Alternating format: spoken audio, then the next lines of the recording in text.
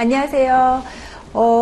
오늘은 2019년 42회 그 손해사정사 근제배체 여러분들께서 시험 보신 그런 부분들에 대해서 이제 해설 강의를 시작하도록 하겠습니다. 우선 먼저 너무 애쓰셨다는 말씀을 먼저 드리고요.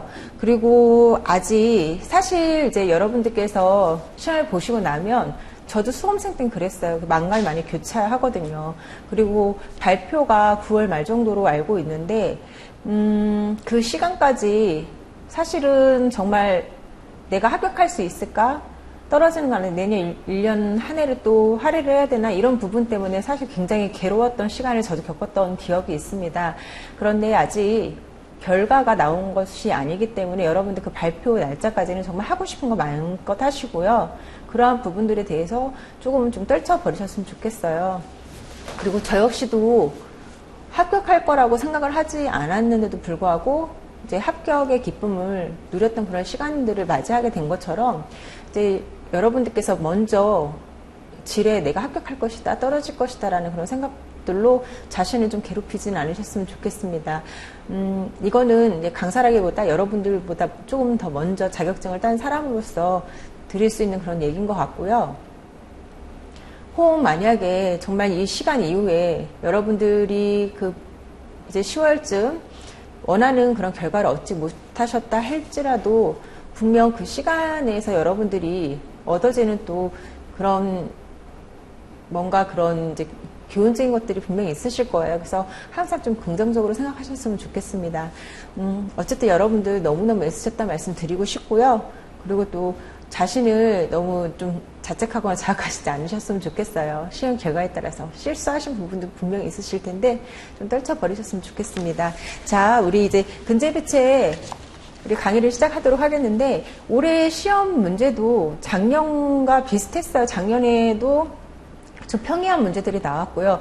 항상 좀 허를 찔르는 문제들이 항상 나왔었거든요. 그래서 실무를 하시지 않은 그런 정말 책으로만 이 근제배책을 경험했던 많은 분들은 그런 실무자 중심의 그런 시험 문제로 인해서 많이 좌절하시기도 하고 그랬던 게 항상 그 해마다 거듭이 됐었는데 작년 같은 경우는 좀 평이한 문제들이 나왔고요. 그렇지만 이제 반면 너무 많은 시간 안에 풀어야 되는 문제들이 많았기 때문에 많이 힘드셨을 거예요. 그래서 작년에는 시험이 어렵다기보다 시간이 부족했기 때문에 근제배책에서 많은 분들이 좀 좌절을 하셨어요. 그런데 다행일 수도 있고 어찌 보면 시험의 변별력이 좀 떨어질 수 있는 부분이기도 하지만 올해의 경우에는 수험생이든 뭐 공부할 시간이 많이 없으셨던 실무자든 기본적인 부분들만 제대로 알고 계셨다면 누구나 쉽게 풀 수 있었던 그런 문제들이 나왔고요. 그런 부분에 있어서 그리고 어찌 보면 제 입장에서 생각했을 때는 가장 좀 공평한 시험이 아니었나 싶기도 해요.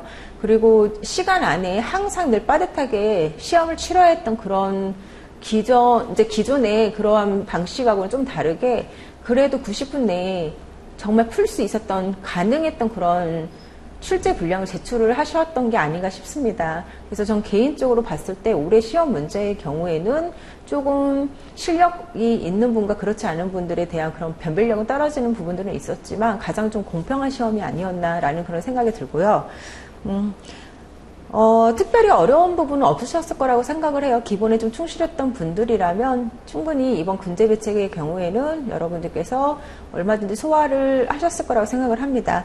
그렇지만 이제 뭐 지금 이 강의를 듣고 계신 또 내년에 시험을 준비하시는 분들이라든지 또 그런 분들을 대비해서 그리고 기존에 저희 학원을 통해서 또 공부하셨던 분들에게 이번 시험이 어떻게 또 나오고 이 부분에 대해서 어떻게 좀 풀이를 하는 것이 가능했는지 그런 부분들을 같이 풀어보는 시간을 가져볼까 해요. 한번 1번 문제 볼게요. 1번 문제는 국내 근로자예요. 항상 해마다 그 근제에 대한 그런 시험 문제는 한 문제 이상 반드시 나와요. 과목 자체도 배상책임과 근제보험의 책임보험과 근로자 재해보상보험이라는 그런 과목이기 때문에 근로자 재해에 관한 부분들, 뭐 국내 근제가 됐든 해외 근제가 됐든 선언 근제가 됐든 한 문제 이상은 반드시 나오게 되어 있거든요. 그래서 올해에는 국내 근제가 나왔고요. 특별하게 뭐 함정이라든지 그런 부분들은 없었어요. 여러분들이 뭐 헷갈리게 한다든지, 아, 이게 맞을까, 저게 맞을까라는 그런 함정들을 좀 파놓은 그런 문제는 아니었어요. 그래서 굉장히 좀 평이하고, 앞서서도 말씀드렸지만, 기본에만 충실하면 얼마든지 풀 수 있었던 그런 문제들입니다. 한번 볼게요. 자, 건설회사 국내 근제에서, 일을 하다가 결국은 16m 높이에서 떨어진 그러한 기구로 인해서 머리를 충격당하는 그런 사고였어요. 그래서 여러분들께서 국내 근조에서 기억을 하셔야 되는 부분들이 뭐가 있을까요? 그죠? 손익상계하는 부분들. 산재에서 지급받은 그런 부분에 대해서 이중으로 지급하지 않기 때문에 그 부분에 대한 손익상계 부분만 좀 기억을 하고 계시고요. 그리고 이번에 또 세분화돼서 어떤 문제들이 나왔어요? 개업이 뭐 정하는 문제라든지 그리고 퇴직금 같은 부분들 이런 부분들을 정하는 그런 부분들이 나왔어요. 사실 문항수는 1번에서 5번 문제까지로 만들어져 있긴 하지만 결국은 한 문제에 다 집어넣을 수 있는 문제였기 때문에 사실 문항수가 많은 그런 문제는 아니었어요. 그걸 세분화해서 쪼개서 그렇지. 자, 그리고 노동능력 상실률을 또 정하는 부분들이 있었고요. 그리고 상실수익을 계산하는 부분들이 있었어요. 그래서 과거에는 얘를 한 문제로 다 집어넣어서 그런 부분에서 부분 점수를 주는 거죠. 뭐 개요비 부분이 틀렸다면 그 부분에 대해서 감점을 하고 나머지 부분들에 대해서는 점수를 부여하고 이런 부분이었는데 이거를 세부적으로 더 분할을 해서 확실하게 이제 보여준 계기가 되었죠. 그리고 여러분들께서 조금 헷갈릴 수도 있었던 부분들은 한 가지가 있었겠네요. 월수 계산이 필요한 경우 1개월을 30일로 가정해서 계산을 해라. 그러한 부분들, 이 30일을 어떻게 계산을 할 것인지, 상실 수익에 대한 부분들을 30일로 계산하는 부분인 건지, 아니면 여기에 개요비를 산정할 때 30일을 계산하는 부분인 건지, 그런 부분들이 좀 모호했던 부분들이 있었겠죠.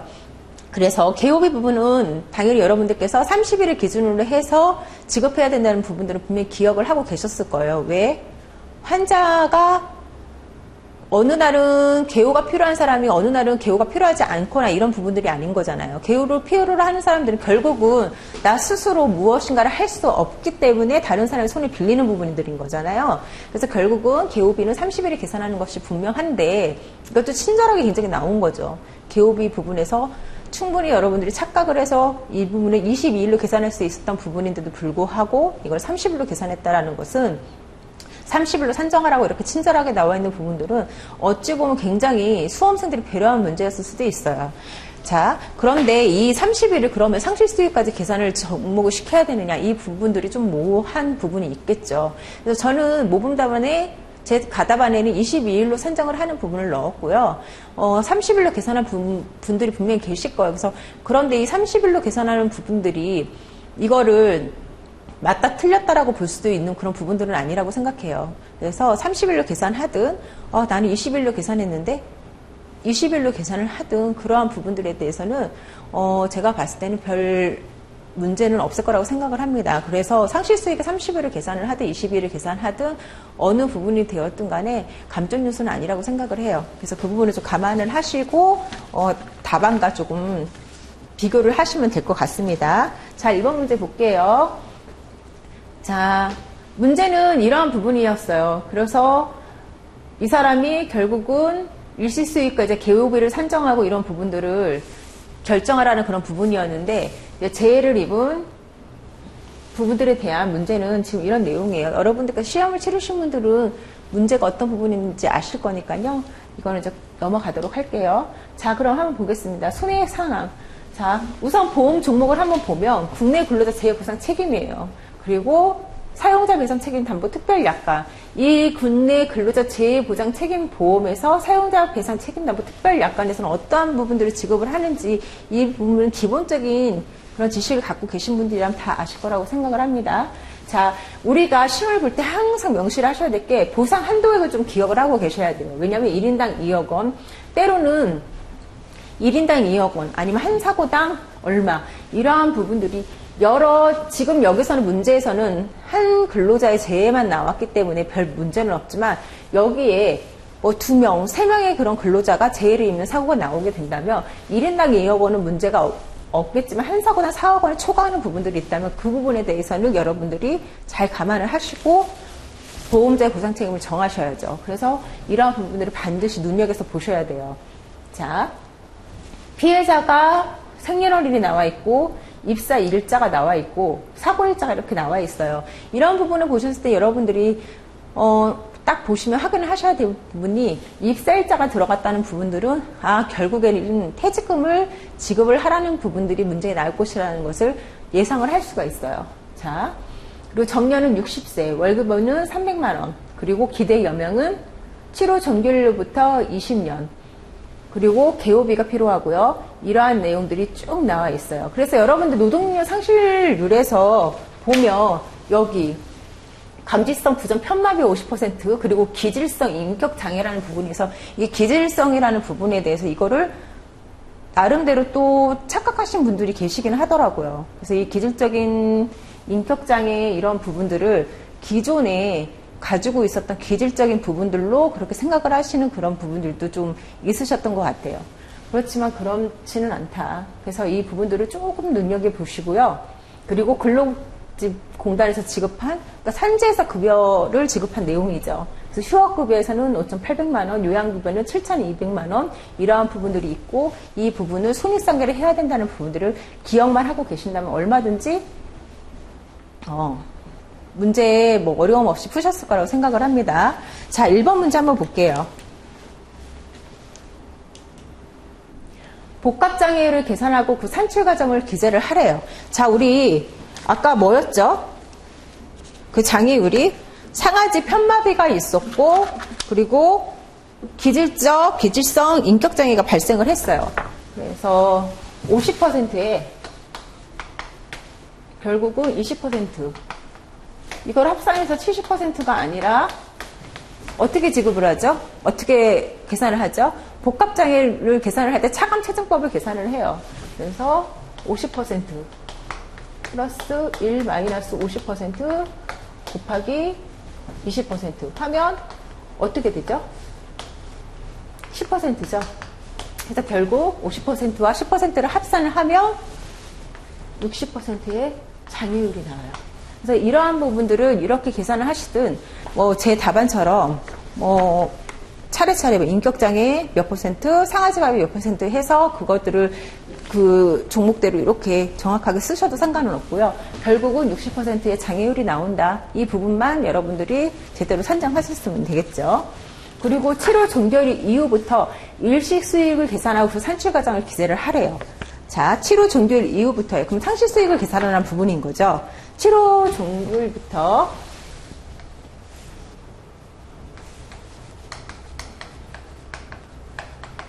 종료부터 그리고 정년까지를 계산해야 되겠죠. 자, 그러면 얼마죠? 우리가 이 사람의 급여가 300만 원이었어요.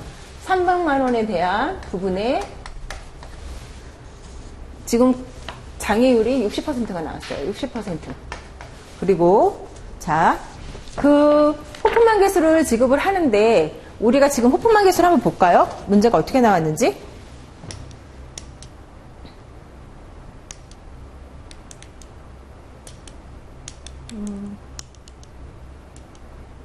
자, 호프 개수를 보면 여기 조금 지워볼게요.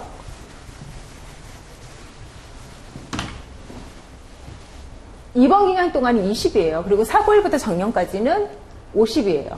자, 그렇게 되면 우리가 겹치는 그런 기간이 있죠. 사고일과 치료 종결까지. 그죠? 그리고 여러분 이 호프만 개수 이 부분을 잘 보셔야 돼요. 이게 사고일부터인지 아니면 치료 종결부터 또 여기 치료 종결부터 아니면 이제 정년부터인지 이러한 부분들을 세세하게 잘 보셔야 되는 부분들이 있어요. 자, 그러면 지금 호프 개수는 결국 50에서 20을 빼주고요. 그리고 이 사람의 가실이 30%가 잡혀 있죠. 안전장비를 제대로 하지 못한 부분에 대해서 30부분을 잡혀 있고요. 그러면 결국은 계산을 하면 3,780만 원이 나와요. 3,780만 원. 그리고 정년 이후부터겠죠. 정년 이후부터 언제까지? 가동연한까지. 정년 이후부터 이제 가동연한까지이기 때문에 자, 그냥 여기는 그냥 30으로. 정년 이후부터 가동연한이기 때문에 9만 원에 곱하기, 자, 이 부분을 22일을 적용하시는 것도 무방하고요. 30일로 계산하시는 것도 무방하다고 제가 말씀을 드렸어요. 근데 저는 22일로 할게요. 그리고 정년부터 가동연한이기 때문에 결국은 어떻게 돼요? 정년부터 가동연한의 그런 부분들이기 때문에 결국은 볼까요? 개수가 지금 100개수예요. 그죠? 100에서 그럼 결국 50을 빼주셔야 되는 부분들이 나오는 거예요. 자, 그러면 50이 되겠죠. 그래서 50에 가실 1-30%. 그렇게 해서 계산을 하게 되면 얼마죠? 4,158만 원. 4,158만 원이 나와요. 자, 그리고 합산을 하게 되면 얼마? 7,938만 원이 나온다. 이 부분을 계산을 하시면 되겠고요. 다시 말씀드렸어요. 30일도 무방하다고 말씀을 드렸습니다. 지문에 그렇게 나와 있기 때문에 충분히 그렇게 계산하실 수 있어요. 자, 그러면 3번 문제는 뭐죠? 일시퇴직금을 계산하고 그 산출과정을 기재를 하래요. 그래서 사실 퇴직금 같은 경우에는 우리가 여러 번 계산을 해봤기 때문에 충분히 풀어 보셨을 거라고 생각을 하고요. 그리고 수업 시간에도 말씀을 드렸지만 그 계산하는 퇴직금을 계산하는 방법이 한 가지만 있는 것이 아니기 때문에 분명히 거기 문제에 어떻게 계산하라고 하는지 분명히 나올 것이다라고 말씀을 드렸어요. 그래서 일시퇴직금 산정의 현가율은 이자율을 이제 공제를 하는 부분들은 자 이렇게 적용을 하라라고 친절하게 나와 있어요. 한번 볼게요. 우리가 퇴직금을 계산을 하려면 사고에서 그 사람이 입사하고 난 다음에 사고 기간까지 사고가 방학이 그 기간까지 다녔던 그러한 퇴직금 부분은 이미 이제 퇴사하면서 받았을 것이고 그리고 나머지 부분 그 사고 이후부터 원래 이 사람이 사고가 아니었다면 제대로 근무했을 때 받아야 되는 그러한 퇴직금에 대한 부분들을 또 산정을 해줘야 되겠죠. 그래서 그 부분을 일시퇴직금이라고 하는데 일시퇴직금을 한번 계산해 보도록 할게요. 우선 이 사람이 사고 이제 입사부터 사고까지 원래 재직했던 그 기간에 대한 그러한 금원들을 먼저 계산해서 나중에 빼주셔야 되겠죠. 300만 원의 기술형 퇴직금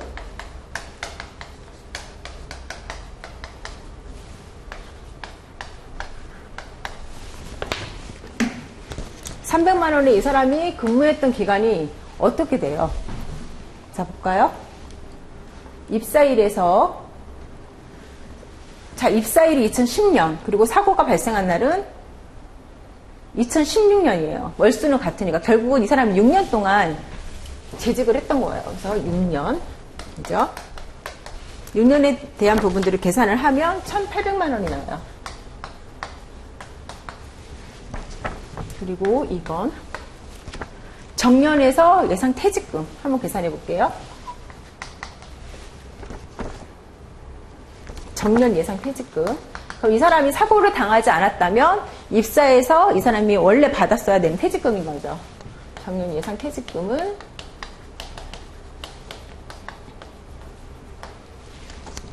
300만 원에서 이 사람이 11년에 더 일할 수 있었어요. 정년이 60세이기 때문에. 한번 계산해 볼까요? 이 부분도. 자, 생년월일이 1961년이죠. 그리고 입사 날짜가 2010년이에요. 월수는 이제 같으니까 이건 뺄게요. 그리고 사고일자가 16년. 그리고 이 사람이 정년이 만 60세까지예요. 그럼 61년생이니까 정년이 60세가 되려면 이 사람이 2021년이겠죠. 그죠? 2021년에서 결국은 이 사람이 사고가 발생하고 2016년에 사고가 발생을 했어요. 입사는 2010년에 입사를 했기 때문에 이 사람이 원래 일할 수 있었던 기간은 11년이에요. 그죠? 그리고 사고 이후에 나머지 또 일할 수 있는 기간은 5년이 되겠죠. 자, 그러면 11년으로 계산을 하면 4 3,300만 원이 나오네요. 자, 3,300만 원이 나왔고요. 왜 나왔는지 이해되시죠? 그리고 이제 일시퇴직금을 계산을 해야 돼요. 그래서 일시퇴직금은 결국 정년이 예상됐을 때 이 사람이 정석적으로 일을 하였을 때 받았어야 되는 퇴직금에서 이 기술형 퇴직금을 결국은 빼주는 게 일시퇴직금인데 그것만 그냥 빼주는 것이 아니라 이자율을 지금 계산을 해서 평가로 지금 적용을 한다라는 거죠. 자, 이러한 공식을 이용해서 평가로 계산을 한다라는 부분이에요. 자, 한번 보겠습니다. 그러면 3,300만 원. 그리고 이자율은 저렇게 계산을 하라고 얘기했어요. 네. 1 플러스 0.05. 그리고 자녀 재직기간이 몇 년이라고 했죠? 5년이라고 말씀드렸어요. 5년. 자, 그리고 여기에 뭘 빼주시죠? 이 사람이 사고 당시에 받았던 그런 퇴직금을 빼주셔야 돼요. 그래서 1,800만 원. 빼주시면 되는데 여기에 지금 이 사람이 사망을 한 게 아니기 때문에 여기에 이 사람의 가실과 장애율을 같이 넣어주시는 거예요. 1-30 그리고 60% 장애율을 같이 집어넣어줘요. 이 부분은 좀 기억을 하고 계셔야 돼요. 아마 가실은 넣으셨어도 장애율을 혹시 안 넣으신 분들이 계실 수도 있어요. 근데 장애율까지 넣어주시는 것이 맞다. 그래서 함께 이제 계산을 해보면 자, 얼마가 나오냐면 352만 8천원이 나와요. 이게 일시퇴직금이에요. 왜? 여기 한번 계산해볼까, 이자율을? 0.05 곱하기 5면 0.25가 되겠죠? 그래서 1 더하면 1.25가 돼요. 결국은 1.25분의 1 곱해서 3,300만 원을 만들어 주시고 여기에 1,800만 원을 빼주시면 되는 거예요. 이 부분은. 이건 좀 삼수 문제니까 여러분들께서 실수하지 않고 잘 풀으셨어야만 돼요. 자, 이렇게 해서 퇴직금은 계산을 했고요. 개업이, 그 다음 문제가 개업이 산정하는 문제예요. 그죠? 4번 문제. 개업이를 한번 산출해 볼까요? 이 부분을 지울게요. 개업일을 여기에 달수가 필요한다는 30일로 계산하라라는 얘기가 없었으면 개업일 그 달수를 좀 실수하신 분들이 좀 꽤 있으셨을 거예요. 그런데 출제자가 워낙 친절해서 30일이라는 부분들을 다 안내를 해줬기 때문에 개업일은 한번 보도록 하겠습니다. 자, 일용임금에 개업일 9만 원에 자, 개업일은 어때요? 정년까지 개업일을 산정하는 게 아니라 이 사람이 살 수 있었던 그 기간까지의 부분들을 다 개업일을 적용을 해 주셔야 되죠. 그래서 9만 원에 월수는 30일로 적용을 하라고 했고요. 8시간 개오면 1인이에요. 그리고 호프기수는 180에서 퇴직한 이후부터 개호를 썼기 때문에, 태어난 이후부터 개호를 썼기 때문에 180에 20을 빼면 결국은 160이래요. 160. 자, 그리고 가시를 적용을 하죠. 그래서 계산을 하면 얼마죠? 3억 240만 원이 돼요.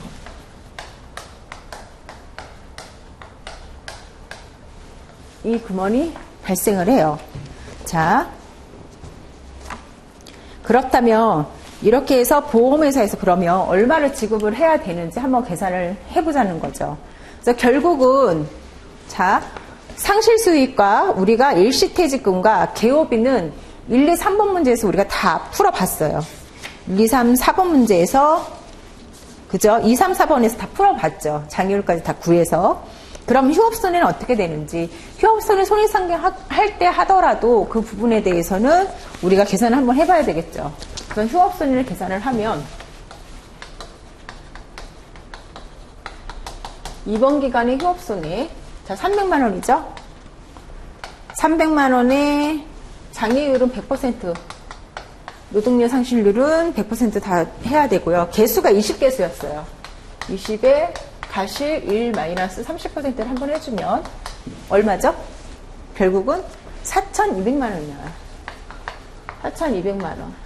근데 이 부분을 다 지급하는 게 아니라 우리가 산재에서 지급했던 그런 급여에서 이 부분을 좀 공제를 해줘야 된다고 말씀드렸어요. 손익상계를 하면 4,200만 원에 우리가 산재에서 지급한 급여가 얼마예요? 휴업급여가 5,800만 원이에요. 그죠?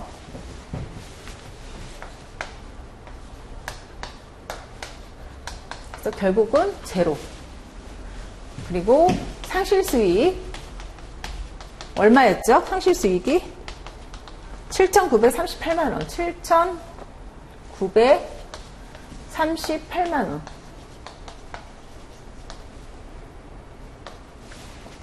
7,938만 원이 나오고요. 그리고 퇴직금이 352만 8천 원. 퇴직금이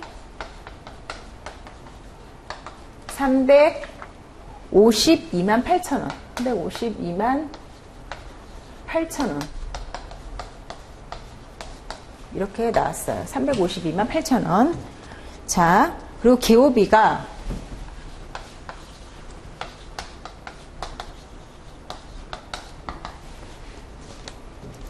3억 2,040만 원. 3억 2,040만 원.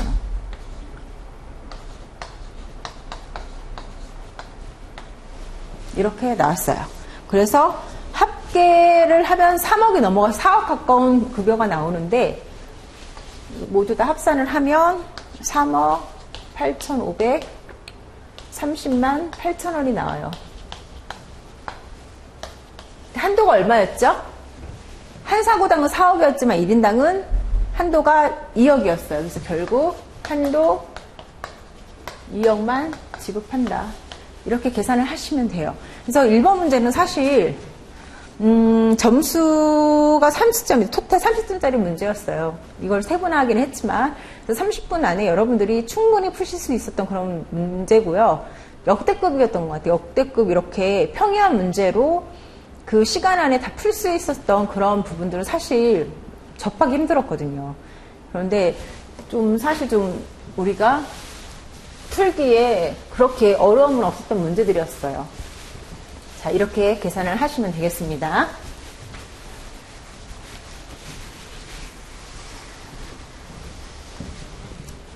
감히 예상컨대 내년 시험에도 좀 평이한 문제들이 나오지 않을까 싶기는 해요. 그리고 한두 문제 좀 허리 찌르는 문제가 나올 수는 있기는 하지만 그래도 전체적으로 그렇게 꼬거나 뭐 어렵게 해서 그러한 부분들이 나올 것 같지는 않아요. 자, 보겠습니다. 우리 2번 문제 한번 보도록 할까요?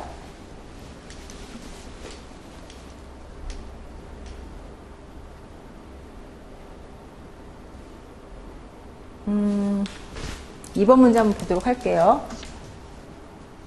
2019년 7월 18일 이제 7시경 서울 종로구 인사동에서 대중목욕탕에서 화재가 발생을 한 거예요. 그러면 다중이용업소구나 라는 부분들을 좀 기억을 하셔야 되고요. 다중이용업소에서 여러분들 어차피 다중이용업소가 이번에 한도가 변경이 됐었잖아요. 그래서 분명히 다중이용업소에서 문제가 나올 것이다 라는 부분들을 여러분들도 알고 계셨던 부분이었던 거고, 다만 이 문제에서 좀 걸렸던 게 영배체계 부분이 우리가 항상 국내에 영배청에 이제 계산을 했었는데 여기서는 국내 연배책이 아니라 결국은 CGL이었어요. 그죠? CGL 부분이었기 때문에 그 부분이 약간은 좀 여러분들께서 당황하실 수도 있었겠지만 제가 수업 시간에 CGL에서 자기 부담금을 어떻게 공제를 하는지에 대한 부분도 분명히 말씀을 드렸어요. 그 부분을 좀 기억을 하고 계셨다면 이 부분도 어려움 없이 충분히 푸셨을 거라고 생각이 됩니다. 보험가입사항은 그 건물주가 CGL에 지금 가입되어 있는 상황이에요. 그래서 한도액이 뭐 1억 원, 그리고 한 사고당 자기부담금이 그런 3천만 원, 뭐 이런 부분들을 여러분이 좀 기억을 하고 계셔야 되고요. 그리고 피보험자 을이 가입한 부분들이 임차인 을이 가입한 거는 다중이용업소에서 가입이 되어 있다라는 부분들을 좀 기억을 하고 계셔야 돼요. 그래서 보상 한도액이 얼마예요? 인당 사망이 있을 때 1억 5천이라는 부분도 좀 기억을 하고 계셨으면 되는 부분인 거 되고요. 그래서 여러분들께서 민사 판결 사례에 따른 장례비를 400만 원으로 가정을 했을 때라고 이 부분이 좀 나왔어요. 그래서 여기에서 그럼 과연 과실을 적용하는 것이 맞느냐, 그렇지 않느냐. 이 부분도 마찬가지예요, 여러분들.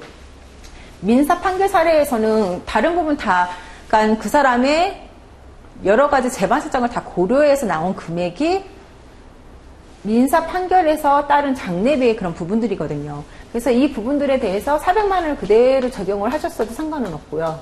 재반 사정 고려를 해서 400만 원을 그대로 적용을 하셔도 상관없고, 이 400만 원에 대한 부분들을 피해자 과실을 20%를 적용을 해서 48에 32 해서 320만 원을 지급을 하셨어도 당락에는 차이가 없어요.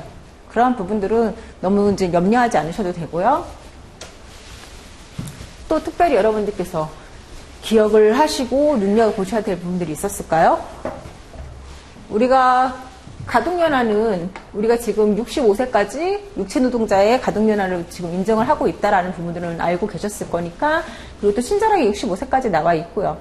이런 부분들에 대해서 하면 특별하게 어려운 부분은 없었을 거고, 단지 CGL에서 자기 부담금 어떻게 공제하는지 그 부분에 대한 것만 여러분이 조금 신경을 쓰셨으면 됐을 거예요. 자, 문제 한번 볼게요. 그리고 사실 이 문제에서는 독립책임의 분담 방식에 의해서 여러분들 적용하라고 얘기를 했는데, 피보험자가 다른 상황이기 때문에 종목보험은 사실은 아니에요. 그렇긴 하지만 여기 출제자가 독립책임의 분담 방식에 의해서 계산을 하라고 하셨기 때문에 이 부분을 그대로 적용해서 계산을 하시면 되는 거고요. 1번 문제 한번 보도록 하겠습니다. 김땡땡에 대한 법률상 손해배상 책임액을 계산하고 그 산출 과정을 쓰래요. 자, 이 사람이 가졌던 부분에 대해서 이제 손해액을 산정을 해야 되겠죠. 자, 적극적 손해 한번 볼까요?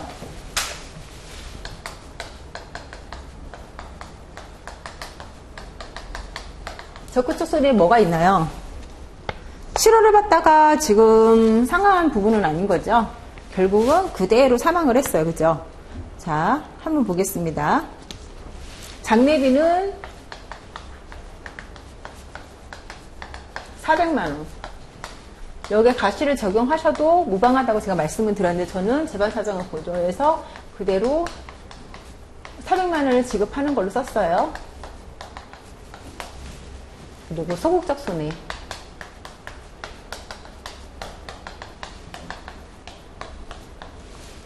자, 소극적 손해는 보시면 이 사람이 사고부터 정년까지,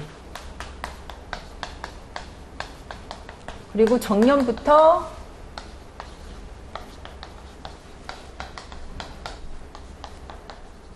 가동연한 65세에 대한 부분들을 적용을 하시면 되겠죠. 이렇게 두 번을 계산하시면 돼요. 사고부터 정년까지는 300만 원에 노동력 상실률이 100%죠?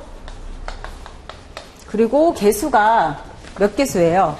사고부터 정년까지.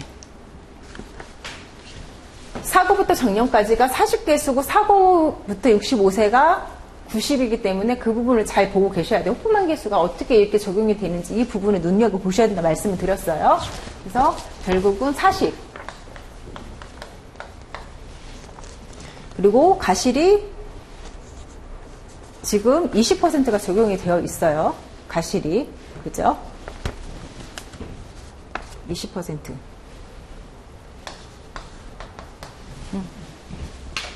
1-20%. 그리고 사망했을 때 반드시 지급해야 되는 부분이 뭐가 있죠? 생계비 공제를 기억을 하시면 되겠습니다. 그래서 전부 계산을 하면 얼마가 나오냐면 6,400만 원이 나와요. 6,400. 계산은 다 해보세요. 하나하나. 자, 그리고 사고부터 가동연한까지. 우리가 사고부터 가동연한은 일용임금 9만 원에다가 며칠을 곱하죠? 22일을 산정을 해줘요. 그리고 개수는 90에 40을 빼기 때문에 50이죠? 자, 50개수 곱하기 가시 1-20%에 똑같이 생계비를 공제를 해주죠? 그럼 얼마예요? 여러분들 5,280만 원. 네. 5,280만 원이 나와요. 이 부분들을 다 하나하나 계산해 보셔야 돼요. 그래서 결국은 합산을 하게 되면 1억 1,680만 원이 나와요. 1억 1,680만 원.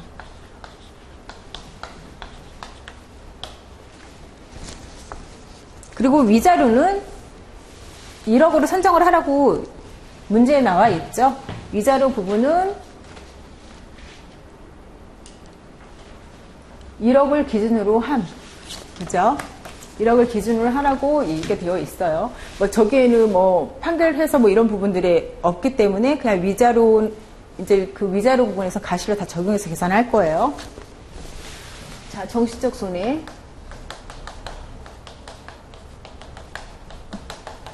위자료 부분은 1억에 이 사람 노동력령 사망액으로 100% 다 지급을 하고요.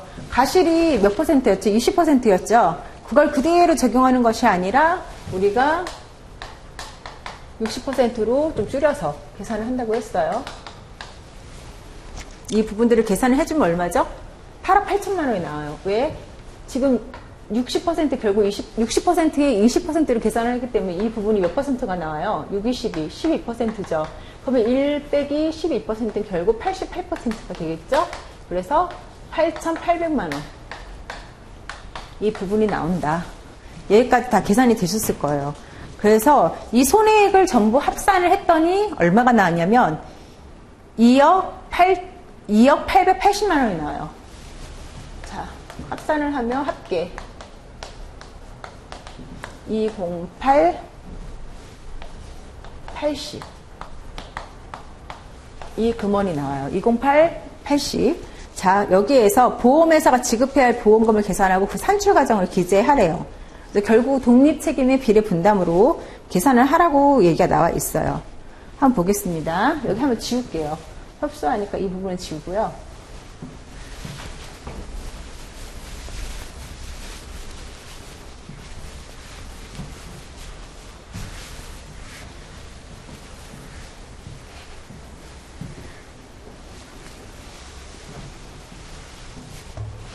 이 사람에게 지급해야 될 손해액이 결국은 208 80 이 부분에 대해서 지금 비례분담을 하라는 거였어요. 그래서 A보험사는 지금 영업배상책임보험의 영문 A보험사 CGL 그러면 우리가 자기부담금 공제할 때 우리가 국문에서는 어떻게 돼요? 손해액인 20억 880만 원에서 국문의 경우에, 국문 영배책의 경우에는 어떻게 계산하죠? 여기에서 손해액을 계산을 하죠. 자기부담금, 손해액에서 자기부담금을 빼요. 자기부담금이 얼마예요, 지금? 자기부담금이 자,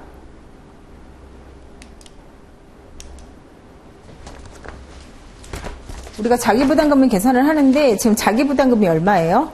자, 영배책에서는 이게 눌려졌네. 이게 서툴러서 자, 한 사고당 지금 손해액이 이거 꺼졌네요. 문제를 지문을 한번 볼게요.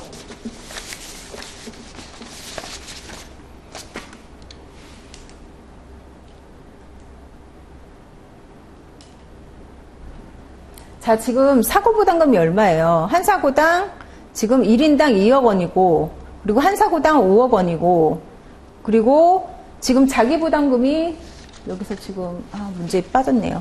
자, 자기부담금이 한 사고당 1,000만 원, 그리고 사고당 3,000만 원이에요. 지금 문제에서. 그죠? 이 부분이 지금 좀 잘못 나와서. 자, 그래서 결국 한 사고당 1,000만 원의 자기부담금을 지금 공제를 해야 돼요. 그럼 결국은, 자, 2억 880만 원에서 자기부담금인 인당 1,000만 원을 빼주는 거죠. 인당 1,000만 원. 인당 1,000만 원을 빼주면, 이건 지금 국내 그 영배책, 국문 영배책을 말씀을 드리는 거예요. 이 CG가 상관없이. 그럼 결국은 얼마죠? 1000만 원을 빼면 19, 8, 800 이렇게 되겠죠. 그죠? 그리고 그럼 여기에 한도가 얼마예요? 한도를 이제 1억 원이라고 예를 들어서 가정을 했을 때 결국은 한도를 1억 원이라고 가정을 했을 때 국문에서는 여기 1억 원을 그대로 지급을 했었어요. 기억나세요? 그런데 CGL의 경우에는 어때요? CGL의 경우에는 손해액에서도 자기부담금을 공제를 하지만 이 한도액 내에서도 자기부담금을 공제를 해요. 그 차이가 있어요. 그래서 결국 이 부분이 아니라 손해액에서도 1000만 원을 공제를 하지만 결국은 1억 원의 금액에서 자기부담금인 1000만 원을 공제를 해요. 그래서 결국 이 부분이 얼마죠? 그럼 9천만 원이 되겠죠. 그래서 지금 영문 CGL에서는 그래서 이 부분들을 계산을 해서 지급을 해주시는 거예요. 이 금원을. 만약에 이 금원이 더 적었다면 이 한도의 부분이 이 부분에 좀 해당이 돼서 일단 여기를 계산을 해줬겠죠. 그래서 결국은 지금 영문 지금 CGL에서는 지금 자기 부담금에서도 자기 부담금을 한도에서도 공제한다는 부분 반드시 기억을 하고 계셔야 돼요. 1억 원. 그래서 결국 지급할 수 있는 금액은 얼마? 9천만 원인 거예요. 그리고 B보험사 한번 볼까요? B보험사 다중이용에서는 자, 다중이용업소에 자기부담금은 없었어요. 그죠? 그리고 손해액이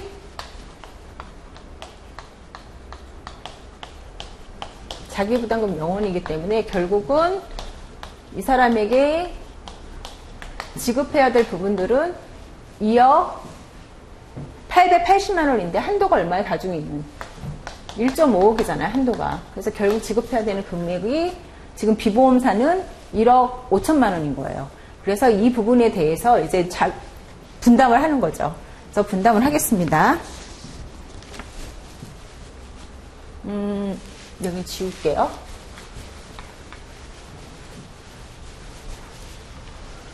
그래서 CGL은 9천만 원. 그리고 다중이는 1.5억을 지급을 할 수 있는 부분인데 이제 독립책임의 분담 방식으로 적용을 하겠습니다. A보험사는 손해액이 얼마죠? 2억 880만 원 곱하기 9천만 원 지급할 수 있죠. 이 분자 분모가 왜 여기 나오는지 기억을 하고 계셔야 돼요. 9천만 원에 플러스 다중이는 1억 5천만 원 지급할 수 있잖아요. 이렇게 계산하시면 되고 B보험사의 경우에는 손해액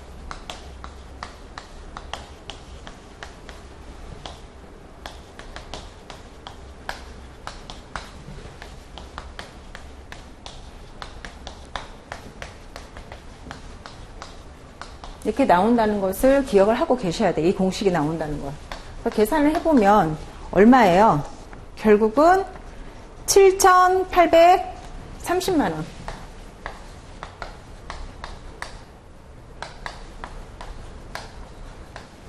그리고 다중이용업소는 얼마죠? 1억 3,050만 원이 나와요.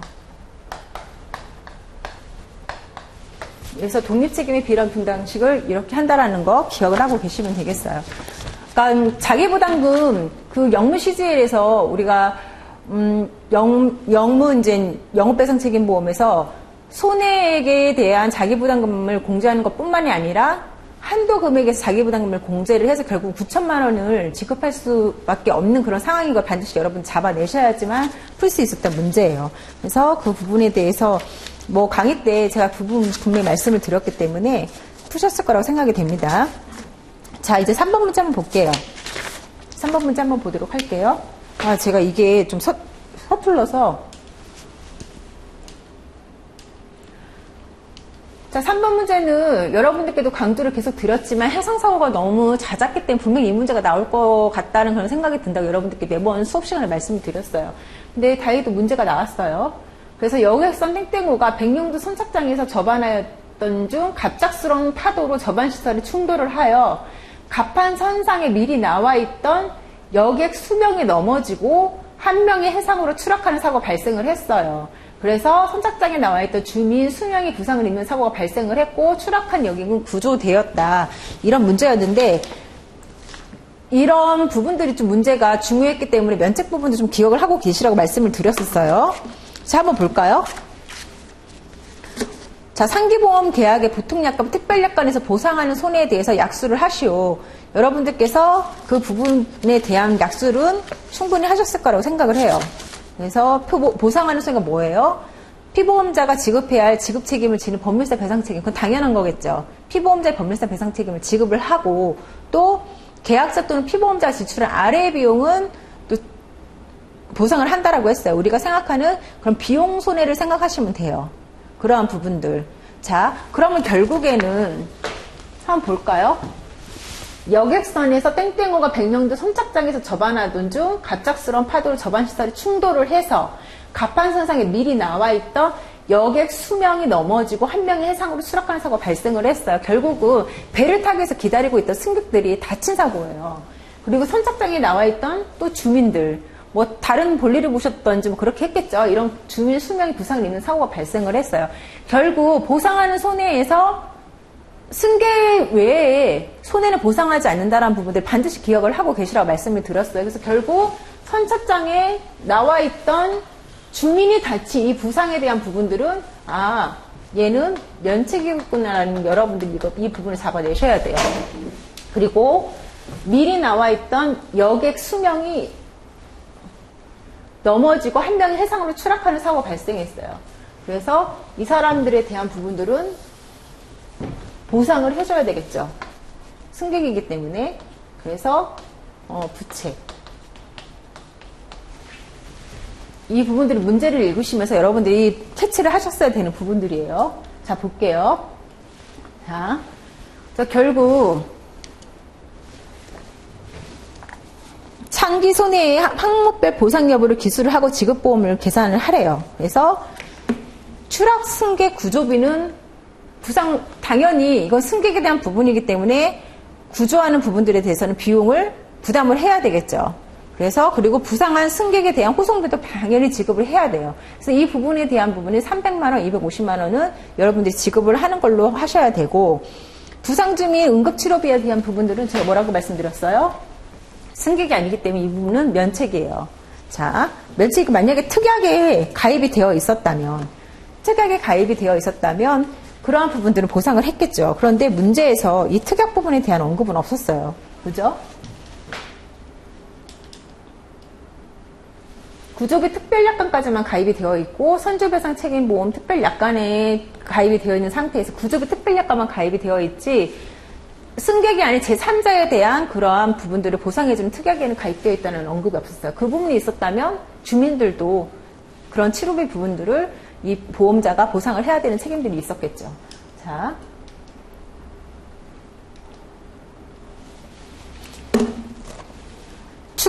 추락 승객 구조비 300만 원과 부상 승객 호송비 250만 원은 지급을 하고요. 그리고 부상 주민 응급치료비는 면책, 그리고 접안시설 복구비 이런 재물 손해에 대한 부분들도 면책이에요. 그래서 그 부분 좀 기억을 하고 계시고요. 탑승 승객 소화물 파손에 대한 부분도 마찬가지예요. 그래서 결국은 추락한 승객에 대한 구조하는 비용과 그리고 부상 승객을 병원으로 후송하는 그런 후송비 같은 경우에는 250만 원 다 지급을 하는 걸로 해서 550만 원 지급하는 걸로 여러분들이 답안을 쓰셨으면 되는 사안이었어요. 자, 4번 문제는 뭐 국내근절, 선언근절에 대한 그러한 부분들이 비교해서 쓰는 거였기 때문에 여러분들이 지금 제가 가답안에는 박스로 해서 이렇게 했지만 서술형으로 좀 쓰셨으면 되는 문제였고요. 충분히 이 부분은 가장 기본적인 부분들이었기 때문에 여러분들께서 충분히 쓰셨을 거라고 생각이 듭니다. 그리고 보고기간 연장 담보에 대해서 제가 언급은 드렸어요. 의사배상 책임보험이 시험에 나오는 것보다는 이런 보호기간 연장 담보에 대한 부분들이 나올 것이라는 부분들에 대해서 말씀을 충분히 드렸고요. 그래서 모의고사 시간에도 이 부분은 말씀을 드렸으니까 충분히 풀으셨을 거라고 생각이 됩니다. 6번에서는 1등급 신체장애에 대한 부분들을 언급하라는 부분들이 나왔어요. 사실 좀 많이 당황하셨을 수도 있는데 여러분들께서 이 1등급에 대한 신체장애에 대한 부분들을 글쎄요, 과연 쓰신 수험생들이 몇 분이나 계셨을지는 모르겠어요. 그래서 만약 1인당 지급 가능한 그런 보험금에 대해서 제대로 좀 쓰셨다면 충분하게 점수를 감안해서 채점자가 채점을 하기 때문에 그닥 그렇게 신경 쓰실 필요는 없으실 것 같아요. 그래서 1등급 신체장애 나는 못 썼는데 이 부분에서 너무 좌절하지 않으셨으면 좋겠습니다. 자보에서도 이렇게 장애에 대한 부분들을 한번 언급해서 시험 문제가 나온 적이 있었어요. 근데 그게 그런 부분들이 시험에 몇 년 전에 나왔던 그런 기억이 있는데 처음이에요. 근제배책에서도 이런 부분들이 나왔던 거는. 좀 이 부분은 출제자가 좀 작성을 하시고 내신 게 아니었나 싶기는 해요. 그리고 7번 문제도 여러분들께서 업무상 재해에 대한 그런 부분들에 대한 부분들을 충분히 어느 정도 완벽히는 아니어도 언급을 하셨을 거라고 생각이 됩니다. 그래서 전체적으로 올해 2019년 시험의 경우에는 말씀드렸던 것처럼 굉장히 평이한 문제들이 나왔고요. 다행히 시간이 쫓기는 그런 시험이 아니라 충분히 시간 안에 푸실 수 있었던 그 문제들이에요. 기본적인 그 기본기만 탄탄하게 잡고 계셨다면. 그래서 국내 문제뿐만이 아니라 뭐 다른 계산 문제 부분들도 여러분들께서 충분히 푸셨을 거라고 생각하고요. 평이하고 좀 난이하지 않은 그런 평이한 문제들이 나왔기 때문에 좋은 점수를 얻지 않았을까 그냥 예상을 해봅니다. 여러분들 지금 우리가 근제뿐만이 아니라 뭐 의학이라든지 자보라든지 재산보험에서 다시 한번 말씀을 드리지만 여러분들이 예상하셨던 그런 결과가 혹시 나오지 않았다 할지라도 미리 앞당겨서 당락을 좀 결정해서 스스로를 좀 힘들게 하시지는 않으셨으면 좋겠어요. 어쨌든 너무 한 해 동안 뭐 길게는 한 해, 뭐 안 그러면 뭐 짧게는 몇 개월 너무 많이 고생을 하셨고요. 여러분들 좀 좋은 결과가 있으셨으면 좋겠습니다. 너무 고생하셨습니다. 네, 다음에 또 뵐게요.